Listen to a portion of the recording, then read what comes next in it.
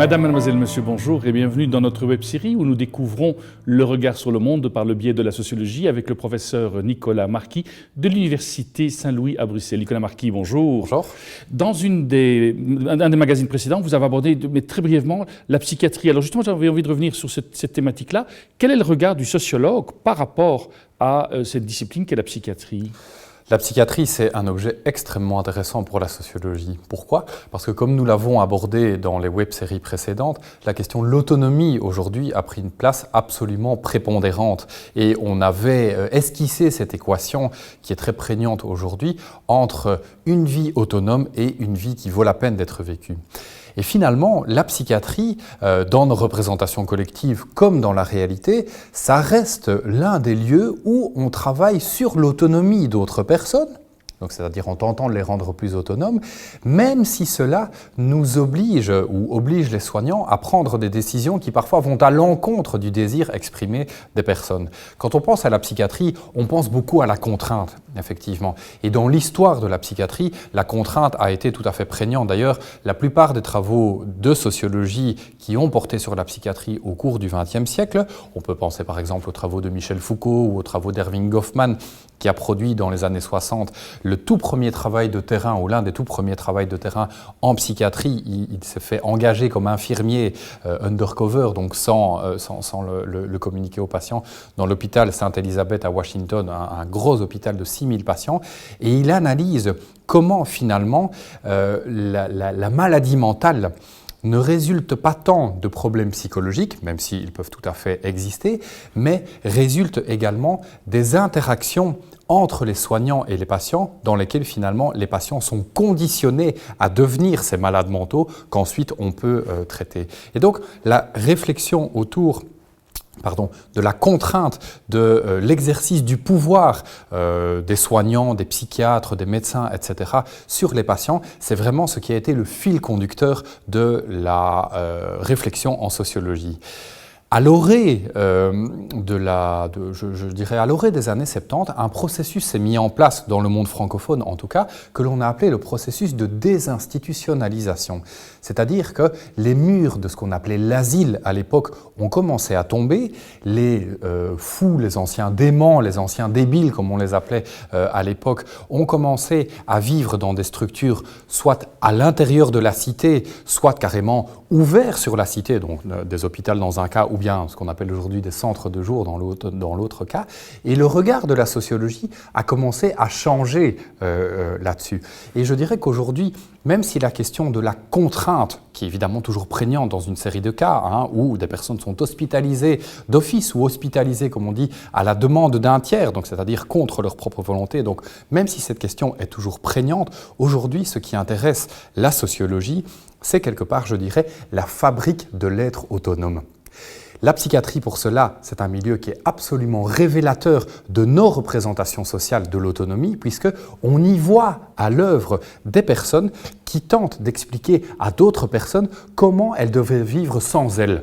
Donc comment des patients pourraient un jour arriver à vivre sans les soignants, ce qui n'est évidemment pas possible pour tous les patients et ce qui donne lieu à toute une série de tensions qui sont aussi intéressantes à analyser. Dans cette perspective, est-ce que la sociologie, quelque part, souligne le fait qu'il y a aujourd'hui des gens qui sont soignés par la psychiatrie, alors que dans un autre type de société, ces personnes ne seraient même pas des patientes? Est-ce qu'on peut aller jusque-là? Bien sûr. Alors, la psychiatrie, c'est une institution sociale. Une institution sociale, si vous voulez, ce n'est pas seulement un bâtiment, ce n'est pas seulement des règles, ce n'est pas seulement des habits particuliers, un uniforme de médecin, etc. Une institution sociale, c'est d'abord et avant tout une manière de penser. Et dans nos manières de penser aujourd'hui, la santé mentale, quelque part, a pris une place tout à fait prépondérante. Elle a pris une place tout à fait prépondérante puisque c'est elle qui, aujourd'hui, organise la frontière entre une bonne vie, entre, si vous voulez, le fait d'aller bien et le fait d'aller mal. Aujourd'hui, je pense qu'automatiquement, si nous réfléchissons nous-mêmes à la question de savoir si nous allons bien ou si nous allons mal, ou si des amis vont bien ou vont mal, nous serons automatiquement portés à utiliser des termes qui sont, même si on ne s'en rend plus toujours compte, tirés de sciences psychologiques ou de la psychiatrie. Mais dans d'autres sociétés, la question d'aller bien ou la question d'aller mal pouvait se poser de façon tout à fait différente, c'est-à-dire que les ressentis n'étaient pas forcément différents, mais simplement que l'attribution de la responsabilité du fait d'aller bien ou du fait d'aller mal, donc ce que vous allez invoquer pour expliquer votre bonheur ou votre malheur pouvait différer. Je vais prendre un exemple que j'ai un petit peu travaillé. Edward Evans Pritchard, qui était un anthropologue du début du XXe siècle, a produit un bouquin assez exceptionnel dans les années 1930 sur une société du Soudan du Sud dans laquelle il avait passé pas mal de temps, qui s'appelle les Azandés. Et dans cette société, la sorcellerie est présente dans tous les segments de la vie sociale. Donc ce n'est pas quelque chose comme on pourrait l'imaginer, je veux dire, dans un contexte occidental où la sorcellerie serait cachée, se ferait derrière des portes closes, etc. Donc là, la sorcellerie est un type d'explication qui est évoqué pour tous les aspects de la vie. Et lorsqu'un individu rencontre un malheur, ou lorsqu'un individu connaît ce que nous appelons troubles mentaux, parce que nous ne savons plus les appeler autrement, ce qui est engagé comme type d'explication, ce sont des explications liées à une question qui est « qui m'en veut ?» Qui m'en veut? Donc, c'est-à-dire que pour tout malheur, dans cette société Azandé, par contre, pour tout malheur, il y a un instigateur quelque part qui vous a lancé un sort. Et donc cela va enclencher une série de dynamiques sociales qui vont vous permettre, qui vont même vous obliger à aller voir un oracle, donc c'est-à-dire une sorte d'entité pour savoir si finalement vous êtes, oui ou non, ensorcelé, ensuite d'aller voir un des ensorceleurs qui va pouvoir lancer un autre sort, etc. Et tout s'organise autour de cette question « qui m'en veut ?» Aujourd'hui, la question « qui m'en veut ?» c'est finalement quelque chose qui socialement n'est plus du tout institutionnalisé. Si vous avez affaire à quelqu'un qui sans arrêt vous répète que tous ces malheurs sont dus à d'autres entités, vous allez peut-être l'accepter pendant un temps. Mais si ce discours se prolonge, vous allez vous dire qu'il y a un problème. Vous allez en fait mobiliser ce discours institutionnel de la psychiatrie, et je ne dis pas ça du tout de façon péjorative, selon lequel, lorsqu'on s'oppose trop à la question de savoir qui m'en veut, on est plutôt dans quelque chose qu'aujourd'hui on appellerait la paranoïa. À savoir que toutes les responsabilités de ce qui vous arrive se trouvent à l'extérieur. Donc c'est quand même intéressant cette perspective comparative dans la mesure où cela nous permet de voir que notre définition de la santé mentale de l'être humain, etc., elle est évidemment liée à un contexte social et culturel particulier. Mais il faut bien prendre garde au fait de considérer que prendre en compte cette comparaison, ça ne doit pas nous amener à considérer que tout ce qui se fait aujourd'hui est de l'ordre de l'esbrouf ou de l'ordre du mensonge ou de l'ordre de l'artificiel. Je pense réellement que ces définitions de la psychiatrie, de la santé mentale, qu'il ne me revient pas de prendre au sérieux ou non, mais simplement ce qu'il faut voir, c'est qu'elles correspondent à un contexte social particulier dans lequel, plus largement que la psychiatrie, chaque individu est amené sans arrêt à s'interroger sur sa propre santé mentale qu'il va évaluer à l'aune de différentes catégories. Je pense que ces catégories, on peut au moins en détecter 3. Il y a d'abord le fait d'être soi-même. Il y a ensuite le fait d'être actif et puis il y a le fait d'être correctement inséré dans la société.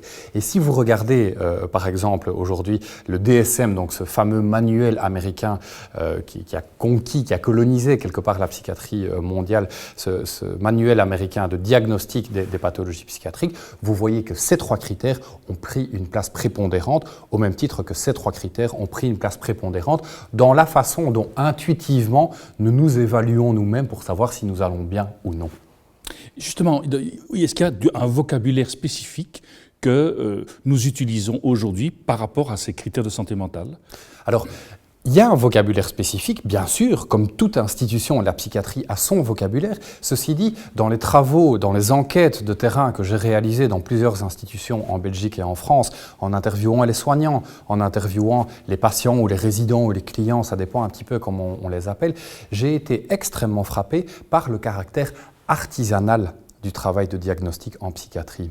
Ce que je veux dire par là, c'est que les individus qui sont en charge, de par le fonctionnement de cette institution, de dire si un patient va bien ou ne va pas bien, et qui en discutent, par exemple, en réunion d'équipe, qui réunissent les psychiatres, les assistants sociaux, les psychologues, toute une série d'autres personnes, j'ai été fort frappé de voir que finalement, bien sûr, il y a ce vocabulaire professionnel selon l'obédience théorique des uns et des autres. On va plutôt mobiliser des aspects liés à la cognition. Qu'est-ce que la personne est capable de faire? Est-ce qu'elle est capable de retenir certaines choses?